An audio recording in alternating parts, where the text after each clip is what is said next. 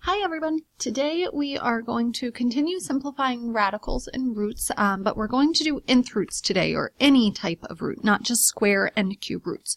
So we are going to need to factor perfect nth roots and then also simplify radicals today. So let's go ahead and get started.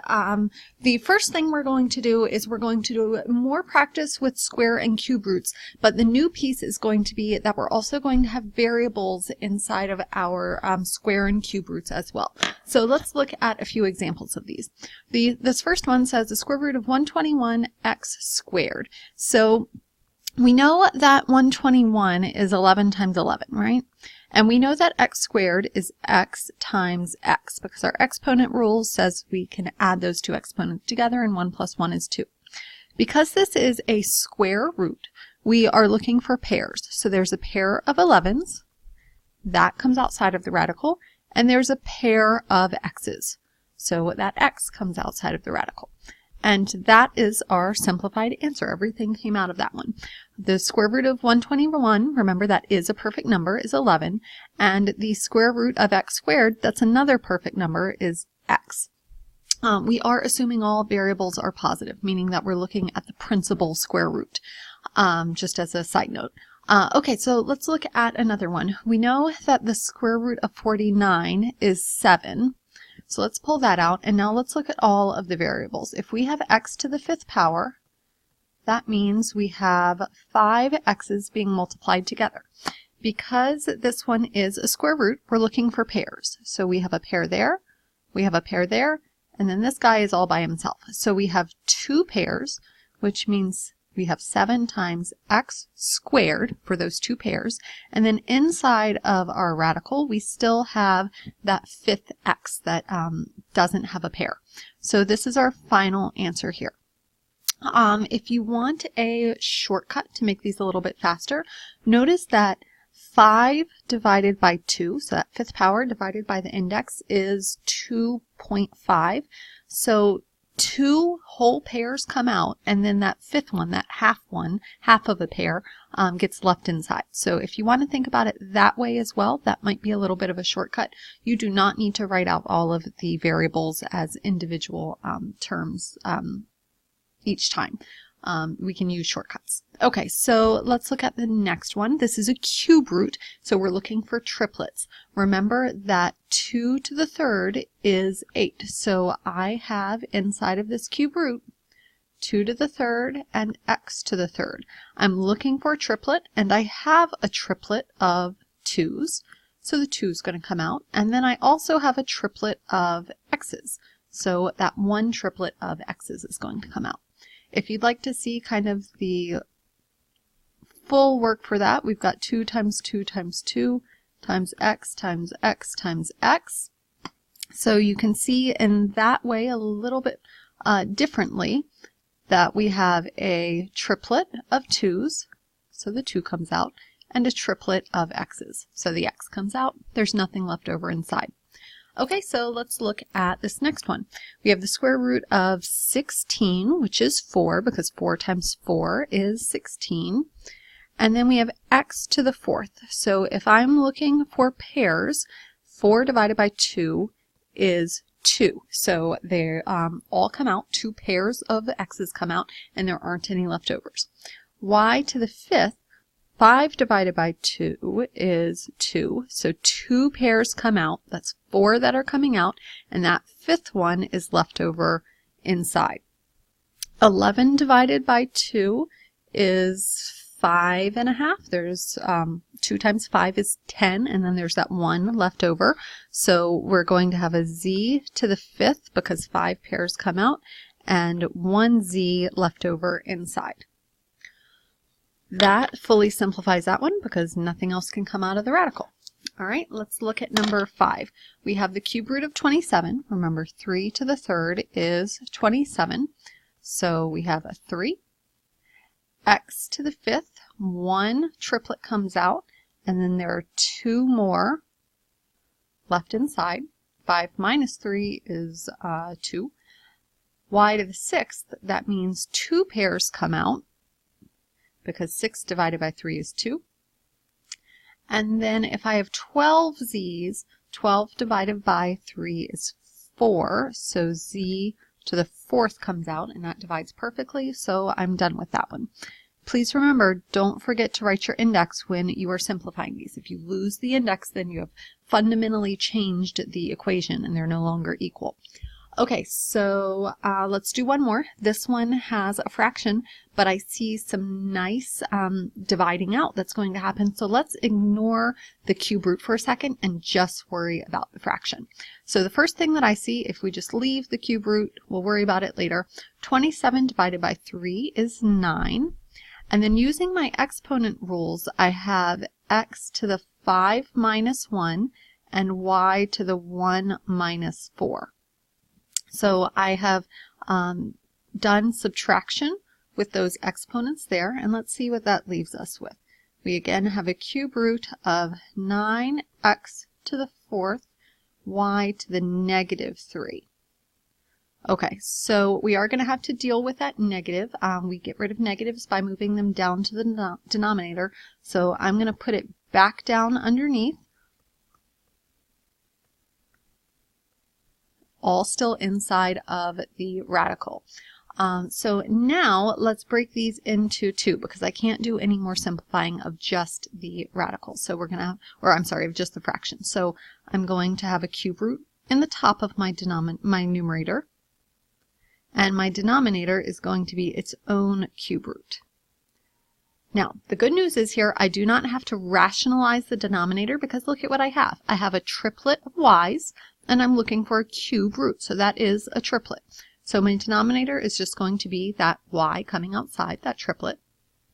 9 is 3 times 3. It's not a perfect cube, and there's no perfect cube in it, so I'm going to leave the 9 inside. Y to the 4th means a triplet comes out, and that 4th one stays inside of that radical. We do have some division that happens. These y's divide out, and that leaves me for my final answer with the cube root of 9y. All right, so the rules that we've applied are going to keep applying. We can use exponent rules to help us get rid of x's and divide things out. And we are pulling out groups the same way that we pull out groups of numbers as well, just with variables. The other piece that we need to talk about today is when you have a radical that has a higher index, maybe a 4th root or a 5th root. This could go on forever. We could do a 10th root. We're not going to, but we could. So the premise is still going to be the same. We are going to pull out as much as we can, and we have perfect numbers that are really going to help us if we have them memorized. So let's do a quick recap of 4th and 5th roots that you are required to know.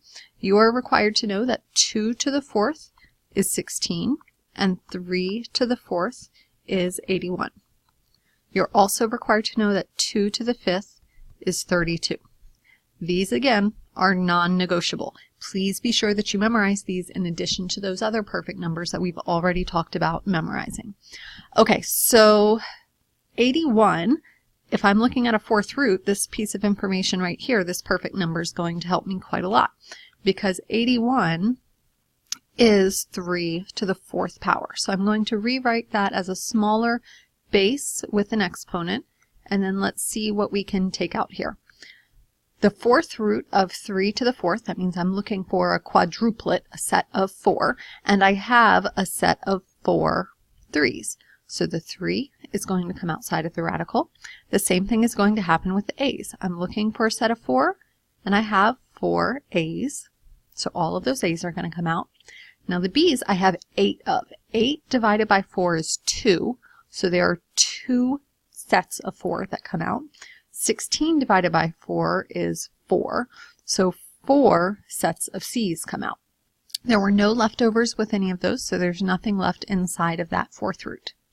Let's do another one. We have 32, which is a perfect number, and because I'm looking at a 5th root, I'm going to write it as a 5th power.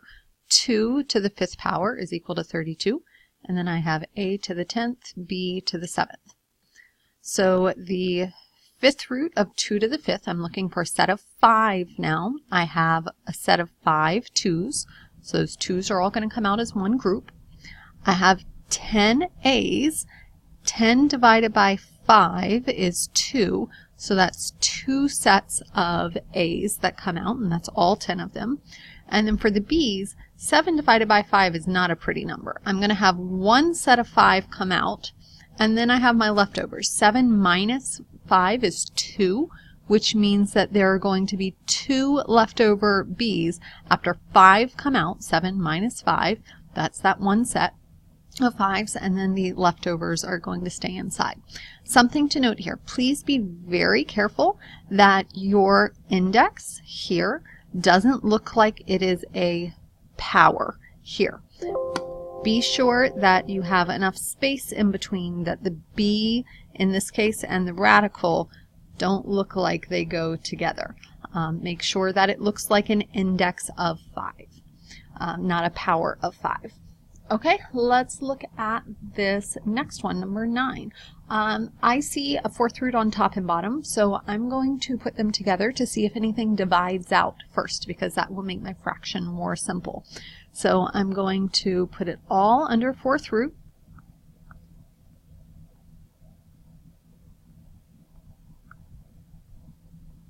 And then I'm going to look for things that divide.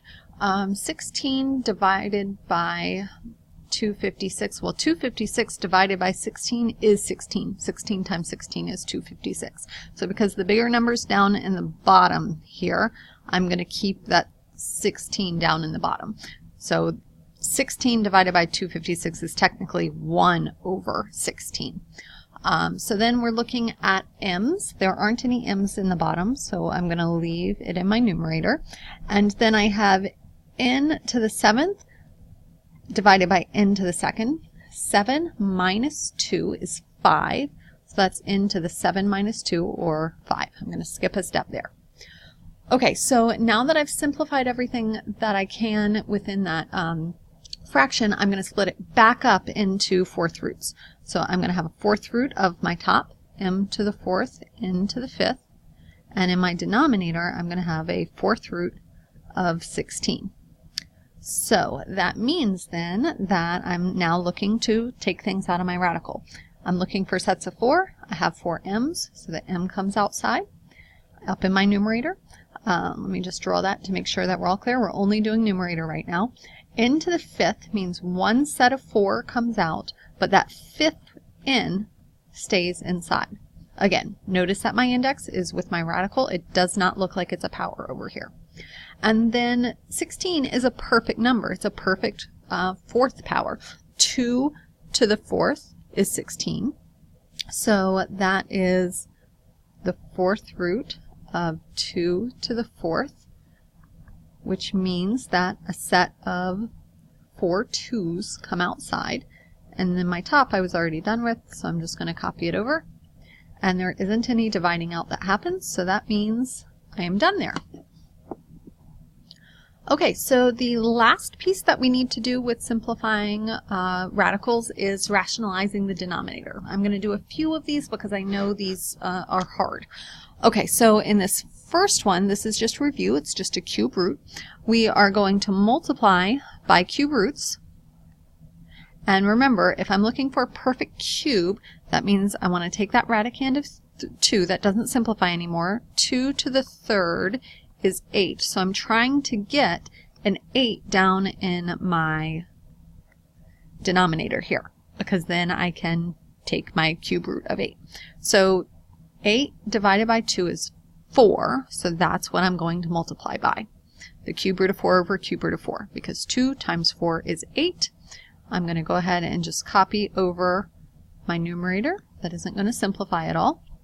And then I can simplify my denominator. The cube root of 8 is 2. My numerator stays the same. Oops. And nothing divides out. 7 isn't divisible by 2 nicely, so that's my final answer. Okay, let's look at this next one. 64. Let's see. 2, and we're doing a fourth root on this one. So 2 to the 4th is 16, and 3 to the 4th is 81. So the 64 doesn't break down into a nice perfect number. So we're going to have to deal with it a little differently. So why don't we do this? Let's write 64 as 8 times 8, because then I already have a pair and I'm trying to get to 4, so it'll keep my numbers a little bit smaller. We could go all the way down to 2s if we wanted, but I don't think most of you guys would immediately go there, so let's go with 8 times 8 because I think that's the obvious choice for this one. So if I'm looking for a set of 4, I have 2 8s. I need to get 4 8s, so I'm going to multiply by 2 more, because then in my denominator, I just skipped that numerator for just a second, I'm going to have 8 times 8 times 8 times 8, which means I'm going to have 8 to the 4th power inside of that 4th root. So I'm going to be able to simplify whatever that big number is. I'm not going to write it as a big number because then I'm going to have to get my calculator and just deal with monster numbers. And we don't want to deal with monster numbers. We want to keep them small. Okay, so we are multiplying on top and bottom by that 4th root of 8 times 8, 64. So up top, that gives me 3 to the 4th power, and I'm going to leave these as 2 times 8 times 8 for now. We are definitely going to have some simplifying there because I didn't choose the biggest or the smallest space. I should have written it as 2 to a power if I wanted the shortest way to do this one.